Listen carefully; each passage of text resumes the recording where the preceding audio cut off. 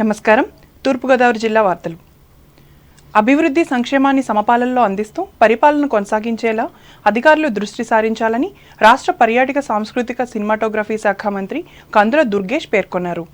తూర్పుగోదావరి జిల్లా నిడదవోలు ఎంపీడీఓ కార్యాలయంలో శుక్రవారం జరిగిన మండల ప్రజా పరిషత్ సమావేశంలో ఆయన ముఖ్య అతిథిగా పాల్గొని మాట్లాడారు. క్షేత్రస్థాయిలో చేపట్టవలసిన పనుల కార్యాచరణ ప్రణాళిక రూపొందించుకుని అధికారులు పనిచేయాలని తెలిపారు. అలాగే గ్రామాల్లో ఉన్న సమస్యలను ఒక్కొక్కటిగా పరిష్కరిస్తున్నామని చెప్పారు. రహదారులు, డ్రైన్స్ అభివృద్ధి కొరకు పెద్ద ఎత్తున ప్రతిపాదనలు రూపొందించామని అన్నారు. మాట్లాడి వెంటనే సానుకూల పరిచి జూలై నెలలో సంభవించినటువంటి ఎర్రకాలం వరదల వల్ల కానీ అధిక వర్షాల వల్ల కానీ ఇబ్బంది పడినటువంటి గ్రామాలు ఏవైతే ఉన్నాయో ఆ గ్రామాల్లో పంట నష్టపోయినటువంటి వారందరికీ కూడా వెంటనే ఆ ఇన్పుట్ సబ్సిడీ లభించే ఏర్పాటుని ఖచ్చితంగా చేస్తాననేటువంటి మాటను కూడా ఈ సందర్భంగా నేను మనవి చేస్తున్నాను. తరఫున మనం కొంత ఫండ్ తీసుకురావడం జరిగింది అధికారంలోకి వచ్చిన వెంటనే.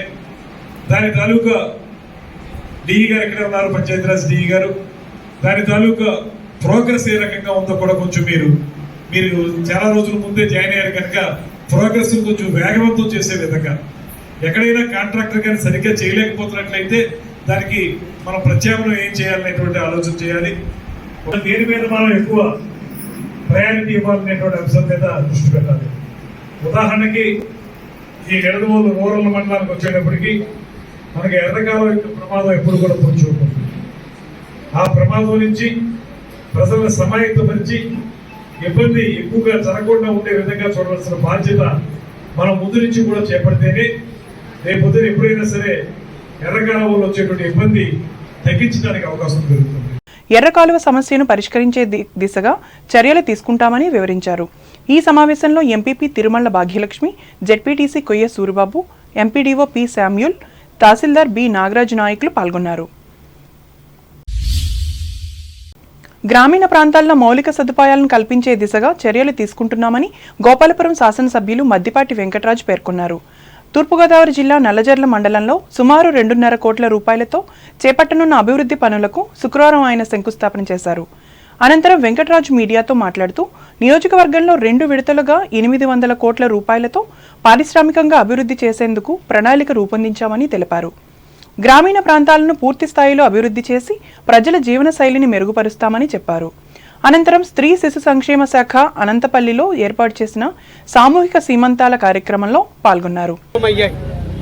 ఒక ఉదాహరణ, ఈ 100 రోజుల్లో గోపాలపురం నియోజకవర్గ పరిధిలో ఉన్న 85 గ్రామాల్లో కూడా 21 కోట్ల రూపాయలతో అభివృద్ధి పనులు ప్రారంభమయ్యాయి. ఈ 85 పంచాయతీల్లో ప్రతి పంచాయతీలో కూడా సీసీ రోడ్లకు కావచ్చు, డ్రైనేజీలకు కావచ్చు, ఇతర ఇన్ఫ్రాస్ట్రక్చర్ సంబంధించిన నిర్మాణాలకి, అభివృద్ధి పనులకి శంకుస్థాపన చేసుకుంటూ వస్తున్నాం. ఇప్పటి వరకు 56 పంచాయతీల్లో శంకుస్థాపన చేశాం. మిగతా పంచాయతీల్లో కూడా శంకుస్థాపన చేసి అభివృద్ధి పనులు శరవేగంగా సాగుతుంది. ఈ రాష్ట్ర ముఖ్యమంత్రి వర్యులు శ్రీ నారా చంద్రబాబు నాయుడు గారి యొక్క పరిపాలనలో ఆయనకున్న పరిపాలన దక్షత, విజనరీ లీడర్ కాబట్టి వచ్చిన 100 రోజుల్లోనే నిజానికి అభివృద్ధి చేయాలనే ఆకాంక్ష ఉన్నప్పటికీ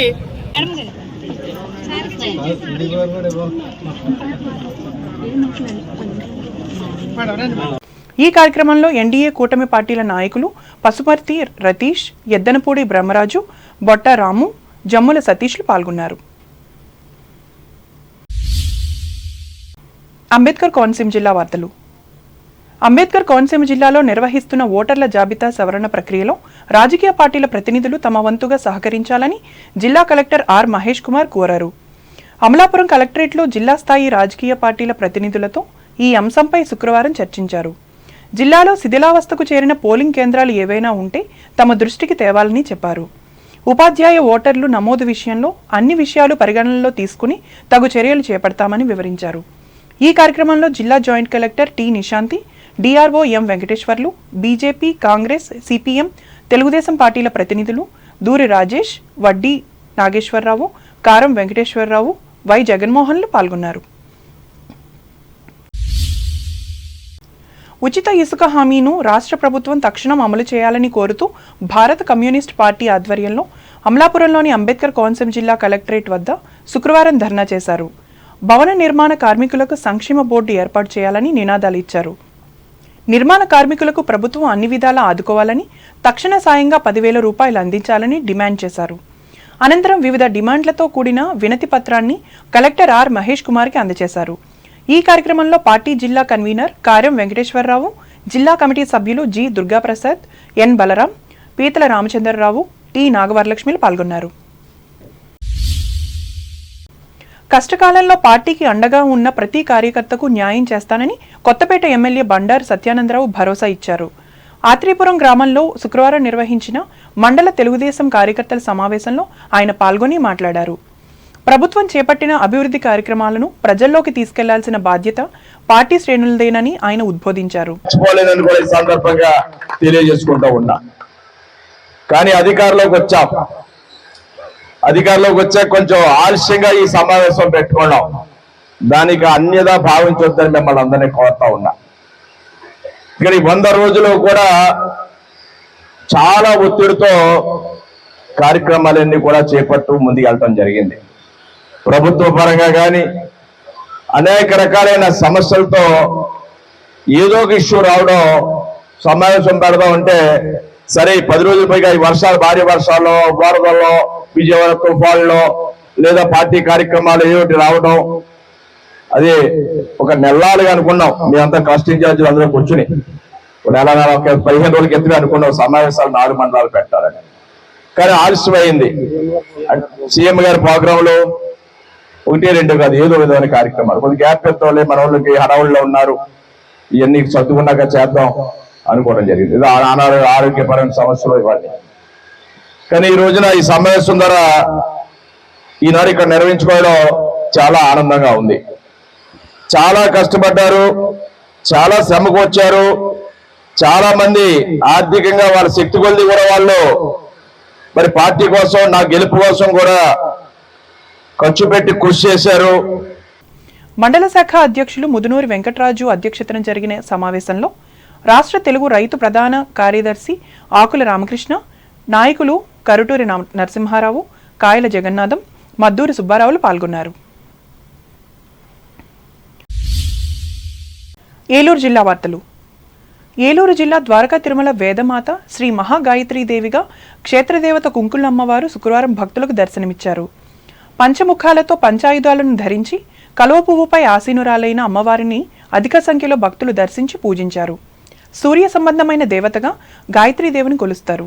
పంచభూతాలైన భూమి, నీరు, అగ్ని, వాయువు, ఆకాశంలో తేజస్సును తనలో ఇముడ్చుకున్న అమ్మవారికి పంచముఖాలు అలరారుతాయి.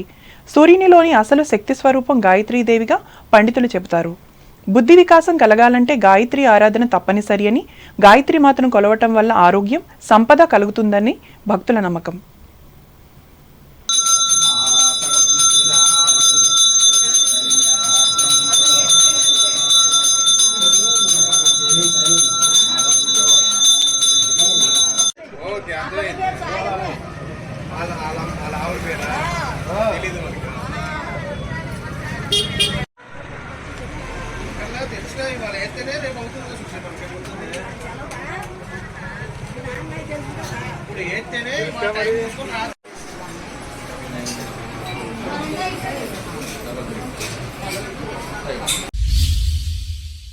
స్వర్ణాంధ్ర 2047 ఏపీ విజన్ అజెండాతో రాష్ట్ర పునర్నిర్మాణంలో ప్రతి ఒక్కరూ భాగస్వాములు కావాలని రాష్ట్ర గృహ నిర్మాణ, సమాచార, పౌర సంబంధాల శాఖ మంత్రి కొలుసు పార్థసారథి పిలుపునిచ్చారు.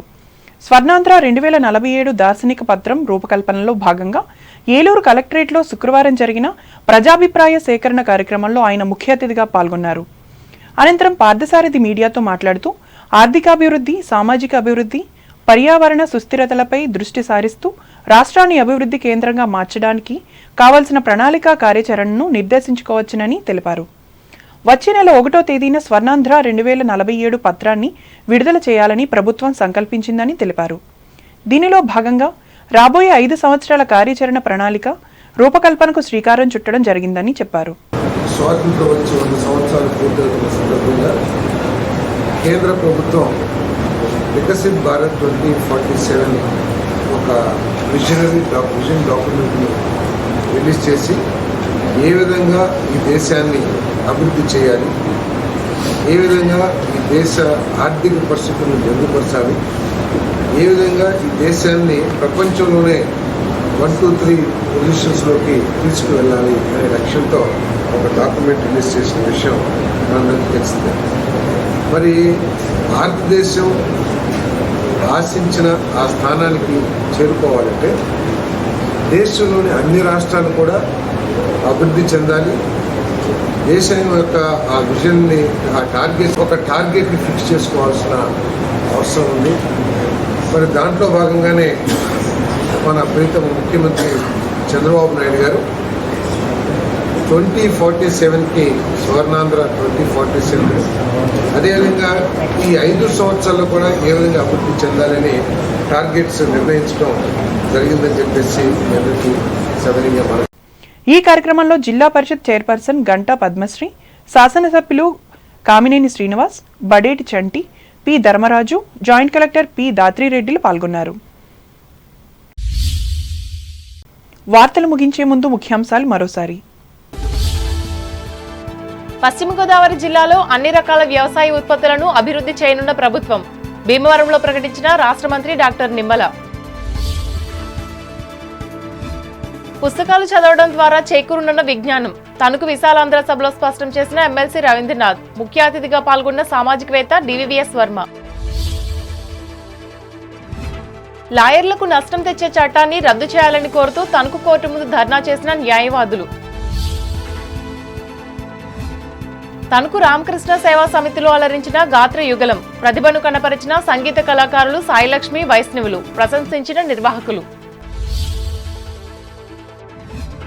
తాడేపల్లిగూడెం మండలం బంగారుగూడెం గ్రామంలో బాలత్రిపుర సుందరి పీఠంలో ప్రత్యేక పూజలు చేసిన భవానీలు. అభివృద్ధి సంక్షేమ పథకాల అమలుపై ప్రత్యేకంగా దృష్టి సారించాలి. నిర్దవోలు మండల పరిషత్ సభలో అధికారులకు హితవు పలికిన రాష్ట్ర మంత్రి కందుల. గ్రామీణ ప్రాంతాల్లో మౌలిక సదుపాయాల కల్పనకు ప్రత్యేక ప్రాధాన్యం, నల్లజర్ల మండలంలో హామీ ఇచ్చిన గోపాలపురం ఎమ్మెల్యే మద్దిపాటి.